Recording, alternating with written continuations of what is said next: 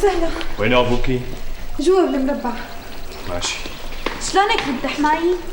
الحمد لله، انت شلونك؟ انا الحمد لله منيحه كتير. شو؟ لسه ما خلصتوا شغل؟ لا مرت اخي لسه عم اشتغل. انا من زمان خلصت شغل، وكان عندي شويه غسيل غسلتهم ونشرتهم، ولو ما عصام بده يجي يفطر عند عمي ابو عصام كنت عملت له احلى فطور. ايه ما شاء الله حولك. ومن امتى صاير عندك هالشطاره؟ من زمان حبيبتي، من زمان. إيه كنتي فرجينا اياها لما كنتي ساكنه عنا يا فالحه. خلصنا جميله، شو بدنا؟ لا خليها تفهم وتتذكر حالها مين كان يخدمها وينظف من بعدها لما كانت ساكنه عنا.